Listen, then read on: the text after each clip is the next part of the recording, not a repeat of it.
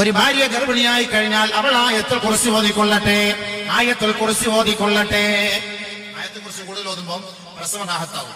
സൂറത്തുൽ ഫലഖ് ഓതണം, സൂറത്ത് നാസ് ഓതണം. ഒരു ഗർഭിണിയായ പെണ്ണ് എപ്പോഴും ഓതിക്കൊണ്ടിരിക്കേണ്ട സൂറത്തുകളാണ് അതെല്ലാം.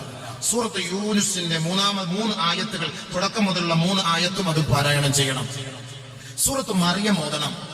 ഒരു ഗർഭിണിയായ പെണ്ണ് എടുക്കേണ്ട ഉത്തരവാദിത്തങ്ങളാണ്. ഒക്കെ ചൊല്ലണം. ഒക്കെ ചെയ്തു കഴിഞ്ഞാൽ അൽഹംദുലില്ലാഹ് ഇടങ്ങേറൊക്കെ മാറും. ഏതെങ്കിലും ഗർഭിണിയായ പെണ്ണിന് അസ്വസ്ഥതയുണ്ട്, ഗർഭത്തിൽ മുഴയുണ്ട്, പ്രശ്നമുണ്ട്, അല്ലെങ്കിൽ കുട്ടിയുടെ കഴുത്തില് എന്താ പറയാ കുടല് ചുരുണ്ടി കിടക്കുകയാണ്, അല്ലെങ്കിൽ ഇടങ്ങേറായി കിടക്കുന്ന കുട്ടി തിരിഞ്ഞു കിടക്കുകയാണ്, ഇങ്ങനെയൊക്കെയുള്ള പ്രശ്നങ്ങൾ ഡോക്ടർമാരെല്ലാം പറയുന്നുവെങ്കിൽ ഇഹ്ദിനസ് സിറാത്തൽ മുസ്തഖീം, ഇഹ്ദിനസ് സിറാത്തൽ മുസ്തഖീം.